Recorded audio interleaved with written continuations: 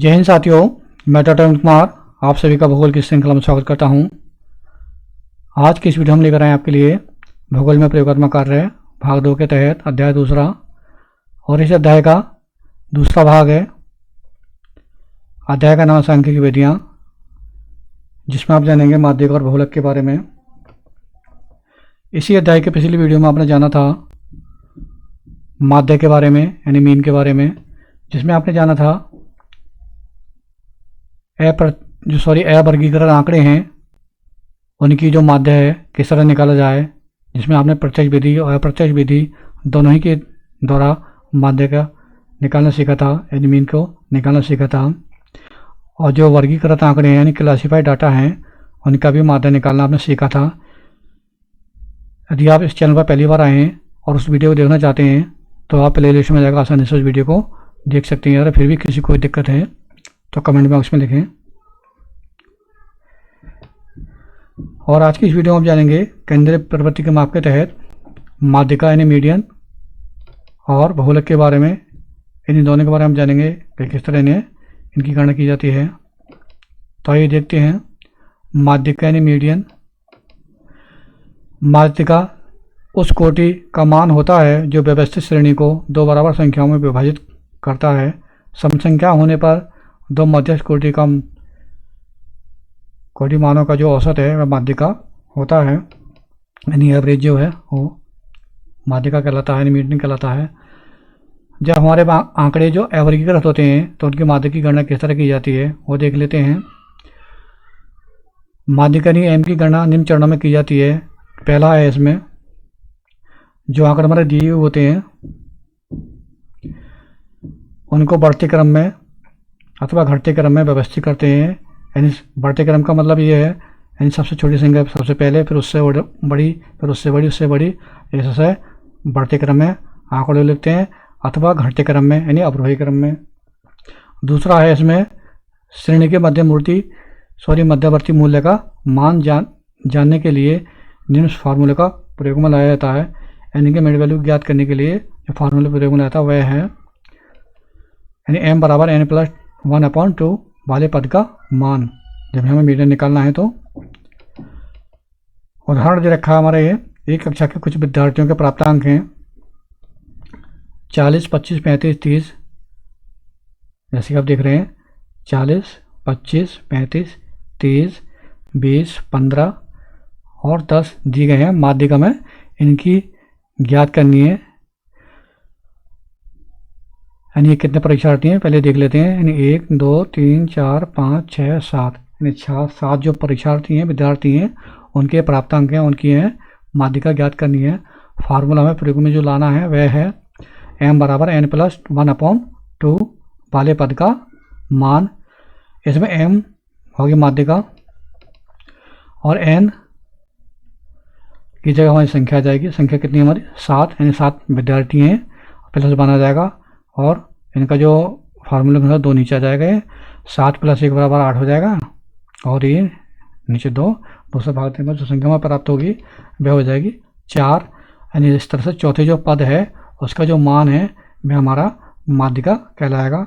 जैसे कि चौथे पद का मान अर्थात जो व्यवस्थित श्रेणी है हमारी, यानी जब श्रेणी हम व्यवस्थित करेंगे ना घटते क्रम में या बढ़ते क्रम में, तब उसके चौथे जो पद का मान है वह माध्यिका कहलाएगा।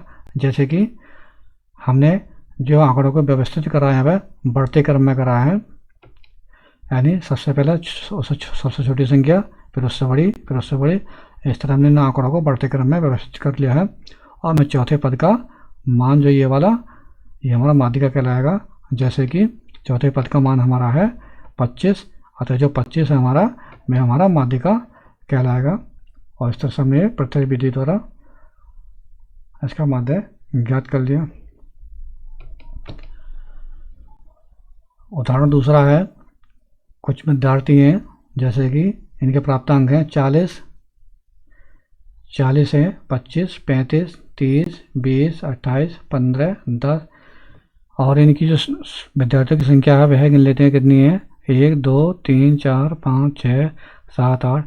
यानी पिछले उदाहरण में जो विद्यार्थी दिए गए थे वो 7 विद्यार्थियों के प्राप्तांक दिए गए थे, जबकि इस उदाहरण में विद्यार्थियों की संख्या जो 8 है उनकी हमें उदाहरण प्राप्तांक दिए गए हैं और हमें माध्यिका में ज्ञात करनी है। फार्मूला वही है, m बराबर n+1/2 वाले पद का मान उदाहरण में रखने पे जो संख्या है इस तरह से आ जाएगी। 8 तो हमारी n हो जाएगी, यानी विद्यार्थियों की संख्या हो जाएगी n1 उदाहरण के सूत्र के अनुसार आ जाएगा और 2 एक फार्मूले के अनुसार। हल करने पर जो संख्या प्राप्त होगी हमारी 4.5 वाले पद का मान। मुश्किल है, किस तरह से हमें क्लियर करना है आगे देखते हैं। 4.5 वाले पद का मान जब हमें याद करना है तो आंकड़ों को व्यवस्थित करने पर यानी बढ़ते क्रम में हमें इस तरह से प्राप्त हो जाएंगे आंकड़े। जो ये सब बढ़ते क्रम में इस तरह से हमें संख्या आ जाएगी 8 विद्यार्थियों के प्राप्तांकों की। और हमें चौथे और 5 में यानी चौथा तो हमारा ये आ जाएगा 25 और इससे जो अगला है वह ये आ जाएगा। इन दोनों की सहायता से हमें निकालनी है माध्यिका यानी मीडियन निकालनी है। चौथा पद का मान ये हो गया, 5वें पद का मान ये हो गया और फार्मूले में रखने पर चौथा पद हमारा ये, उससे अगला ये बटे 2 और हल करने पर ये आ जाएगा 53/2 और इनको फाइनल हल करने पर 26.5 ये हमारी माध्यिका निकल कर आ जाएगी।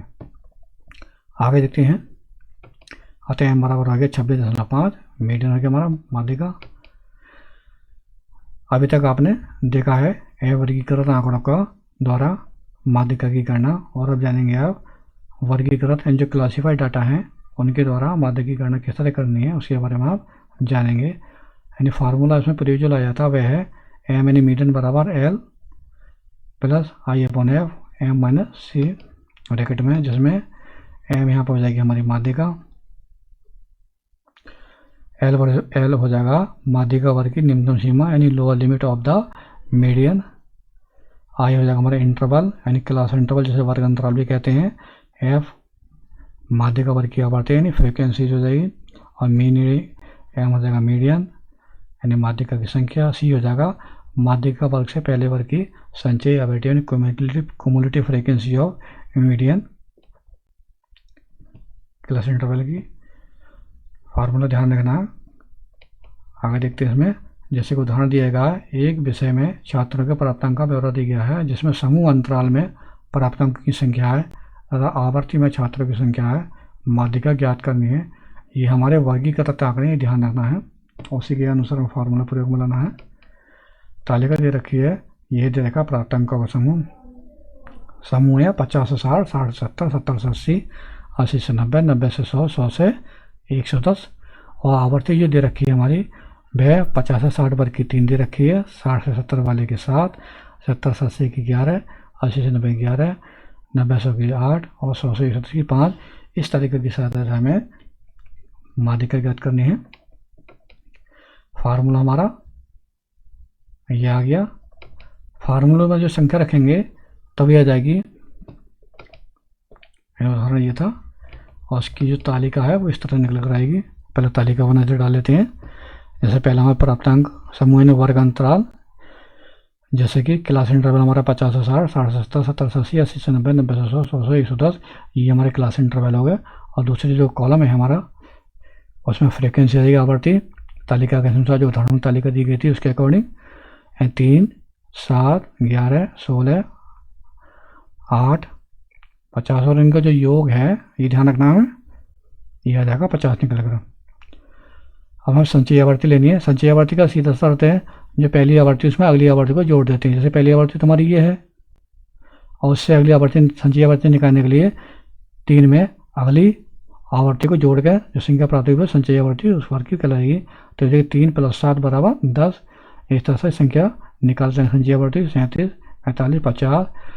अब हमें निकालने हैं माध्यिका वर्ग की गणना करनी है, एन मिड वैल्यू निकालनी है इसकी। तो m बराबर हमारा 50 है, तो फार्मूला हमारा m बराबर n/2, n हमारा 50 आ गया, भाग देने को 25 आ जाएगा। 25 जो हमारा देखना में संचयी आवर्ती की कौन सी उसमें आ रहा है, 21 वाले में तो आगा नहीं है, तो ये आ जाएगा हमारा 37 वाले में। तो 37 जो है हमारा संचयी आवर्ती का माध्यिका हो गई। और इसका जो आवर्ती है ध्यान रखनी है हमें 16 हो गई और इसकी जो लोअर लिमिट है वह 80 हो जाएगी। ये चीज़ हमें ध्यान रखनी है। अब हम फार्मूले में लगानी है लोअर लिमिट हमारी 80 थी, तो ये आ गई हमारी। और क्लास इंटरवल कितना था,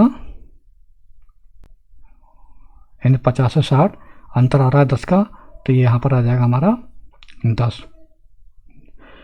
और फ्रीक्वेंसी हमारी 16 थी, तालिका के माध्यिका की जो तालिका की गणना की थी उसके अकॉर्डिंग ये आएगी 16।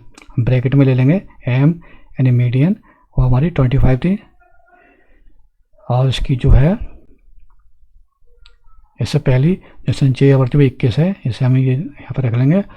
अब इसे हल करने के बाद संख्या हमारी नई प्राप्त होगी 80 + 5/8 गुणा 4, और ये 5 संख्या हमारे ऊपर आ जाएगी और 4 ऊपर, तो 5 गुणा 4 और 8/8 यानी 5 × 20 हो जाएंगे /8।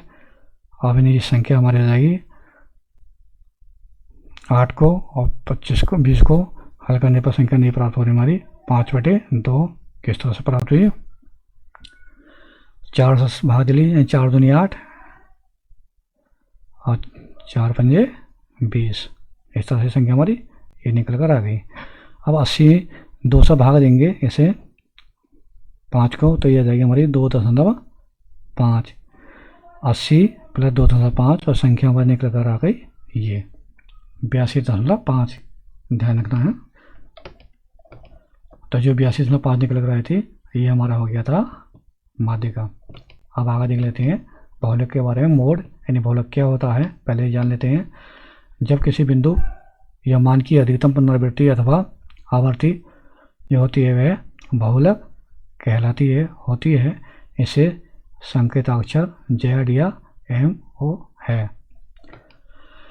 उदाहरण दिया गया है, निम्नांकित 10 विद्यार्थियों भूगोल के परीक्षा के प्राप्तांकों की बहुलक गणना करनी है। इन जो 10 विद्यार्थी भूगोल के, उनके जो प्राप्तांक है उनकी हमें सहायता से हमें बहुलक ज्ञात करना है कि इनमें बहुलक क्या है। गणना के लिए सबसे पहले इन्हें बढ़ते क्रम में हम व्यवस्थित कर लेंगे इन प्राप्तांकों को, और बढ़ते क्रम में जो प्राप्तांक व्यवस्थित करेंगे तब संख्या इस तरह से आ जाएगी 10, 22, 37, 46, 55, 61, 61, 61 और 72, 88। इस तरह से देखा जाए तो इस व्यवस्थित आंकड़ों में जो 61 है इसकी आवृत्ति सबसे अधिक बार हुई है, और जब किसी अंक की सर्वाधिक आवृत्ति होती, सर्वाधिक बार होती है, तो वही हमारा बहुलक कहलाता है। तो इस तरह से व्यवस्थित आंकड़ों में जो है इन प्राप्तांकों में जो 61 है पुनरावृत्ति वाला मान, वह हमारा बहुलक कहलाएगा। आगे देखते हैं माध्य माध्यिका तथा बहुलक की तुलना। सामान्य रूप में इन सामान्य वितरण वक्र की सहायता से केंद्रित प्रवृत्ति के तीनों मापों की तुलना आसानी से की जा सकती है। सामान्य वक्र आवृत्तियों का एक ऐसा वितरण होता है जिसमें प्रदर्शित करने वाला रेखाचित्र घंटाकार वक्र कहलाता है। संडाकार या घंटाकार। यदि आंकड़े किसी प्रकार विषम या विकृत हों तो माध्य माध्यिका बहुलक संपाती नहीं होंगे तथा विषम आंकड़ों के प्रभाव पर विचार करने की आवश्यकता है। Thanks for watching. यदि आपको वीडियो अच्छी लगी हो तो वीडियो को लाइक जरूर करें। यदि आप चैनल पर नए हैं तो चैनल को जरूर सब्सक्राइब करें और वीडियो को अधिक से शेयर करें। अभी तक आपने इस अध्याय की 2 वीडियो देख चुके हैं। इस अध्याय की एक वीडियो और शेष है जिसे आप अगले वीडियो में देखेंगे। अगर चैनल पर बने रहें और इस वीडियो को अधिक से अधिक शेयर करें और वीडियो को लाइक करें। आज की वीडियो में बस इतना ही। मिलते हैं अगले वीडियो में, तब तक के लिए धन्यवाद।